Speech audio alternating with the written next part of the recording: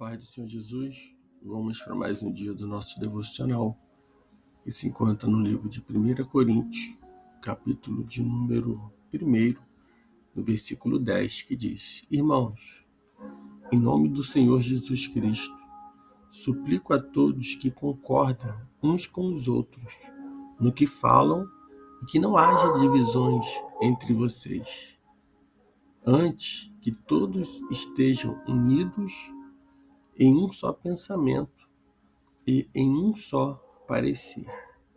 Nós vamos ver que Paulo, ele vai escrever essa carta, aos coríntios, aos irmãos cristãos ali, e também aos cristãos de todo mundo, podemos dizer, que essa palavra chegou até nós. Essa carta ela vai ser escrita em 55 depois de Cristo. Foi escrito próximo ao fim do ministério de 3 anos de Paulo em Éfeso, durante sua terceira viagem missionária. Corinto era uma grande cidade, onde possuía um porto e era o principal centro de comércio. Podemos dizer que era a cidade mais importante da Acaia. Havia muita idolatria e imoralidade. A igreja era, em sua maioria, composta de gentios. Paulo estabeleceu esta igreja em sua segunda viagem missionária. A pessoa-chave ali dentro dessa carta, de 1 Coríntios é Paulo, Timóteo e o membro da casa de Cloé. É um lugar-chave. Nós falamos já Corinto, e a característica particular dessa carta é que esta é uma carta direta e marcante. Nós vamos ver Paulo, já no início dessa carta, fazendo alguns cumprimentos, algumas saudações, algumas prefácios, e logo após nós vamos ver, a partir do versículo de número 4, ou melhor, a partir do versículo de número 10, onde é o nosso texto devocional, Paulo ele começa a falar das divisões na igreja. Paulo ele vem suplicar que todos concordem uns com os outros no que falam, e que não haja divisões entre eles, que antes todos estejam unidos. Ele diz num só pensamento e num só parecer, no mesmo parecer. E Paulo fala isso sabendo do que alguns da casa de Cloé já tinham informado que havia desavença entre eles, havia desavença entre os irmãos.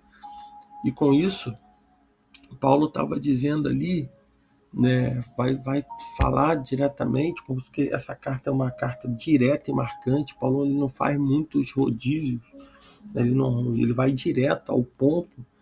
E Paulo ele diz no versículo 12: com isso quero dizer que há entre vocês quem afirma: eu sou de Paulo, eu sou de Apolo e eu sou de Cefas, ou ainda eu sou de Cristo. O Paulo vai saber dessa situação que estava havendo desavença entre os irmãos, e a palavra do Senhor diz que Paulo ali, Cloé vai identificar, vai informar ele a situação, e Paulo no versículo 13, Paulo diz: acaso Cristo está dividido? Porque entendemos que somos um só corpo, e Cristo é o cabeça. Então no corpo de Cristo não pode haver divisão. Aí Paulo fala: acaso Cristo está dividido? Paulo foi crucificado em favor de vocês? Vocês foram batizados em meu nome? Ele responde: dou graças a Deus porque não ter batizado nenhum de vocês, exceto Crispo e Gaio, de modo que ninguém pode dizer que foi batizado em meu nome. Batizei também os da casa de Estéfanas. Além desses, não me lembro de ter batizado mais ninguém. Pois Cristo não me enviou para batizar, mas para pregar o evangelho, não com palavras de sabedoria humana, para que o poder da cruz não seja diminuído. Nós vamos ver que Paulo ele se preocupa com essa situação de uma divisão no meio da igreja. Paulo ele vai estar falando e orientando a igreja de Cristo. Se nós pararmos para ver, observar nos dias de hoje, muitos estão dizendo, a igreja, se não vigiar, a igreja ela vai estar dividida. Ou nós vamos observar, alguns têm o seu preferencialismo, em relação a pregadores, em relação a pastores, em relação até mesmo a quem vai dirigir o culto, e isso não é de Deus. Todos foram chamados por Deus para fazer a sua obra sem dividir o corpo de Cristo. E quando nós observamos, muitas das vezes, hoje em dia, há uma facilidade de uma comunicação até mais eficaz, mais direta. No tempo de Paulo, quando ele fica sabendo disso, é através de uma carta que chega a ele, alguém vai dizer para ele, e depois de, não sei se talvez meses, essa carta ele vai escrever, e a carta vai chegar até aquela igreja. Hoje em dia tem o WhatsApp, hoje em dia tem as redes sociais, tem tantos canais que facilitam uma comunicação que acaba criando muitas das vezes situações que até mesmo é colocado aquele que está ali, de frente, aquele que está liderando, porque muitas das vezes tem muitos elogios que eles são com fundos, fundos de, muitas das vezes, de criar confusão, são com intuitos de criar muitas das vezes confusões no meio do povo de Deus. E Paulo está dizendo aqui que todos são de Cristo, todos fazem parte de uma igreja onde Cristo ele está, é o cabeça. Então, a igreja de Cristo precisa vigiar naquilo que fala, precisa vigiar naquilo que coloca, diante até mesmo de pessoas, de multidões, porque isso pode causar dissensões, pode causar divisões no meio da igreja. E essas divisões no meio da igreja vai fazer com que o Espírito Santo de Deus ele não venha operar. As pessoas que estão até mesmo ouvindo, venham ouvir e não venham nem dar crédito à palavra que está falando, porque de uma mesma fonte não pode sair dois tipos de água. De uma mesma boca não pode sair uma palavra de sabedoria, que vem de Deus e a sabedoria humana. Paulo ele vai dizer que a mensagem da cruz era loucura para os que perecem, mas para os nós que estamos salvos, ela é o poder de Deus. Porque o próprio Senhor, ele diz, nós vamos ver Isaías dizendo lá no capítulo 29, versículo 14, destruirei a sabedoria dos sábios e rejeitarei a inteligência dos inteligentes. Paulo ele pergunta, onde está o sábio? Onde está o mestre da lei? Onde está o filósofo desta era? Acaso Deus não tornou louco a sabedoria deste mundo? Visto que na sabedoria de Deus o mundo não o conheceu por meio da sabedoria humana. Agradou a Deus salvar aqueles que creem por meio da loucura da pregação. Os judeus pedem sinais milagrosos, os gregos procuram sabedoria.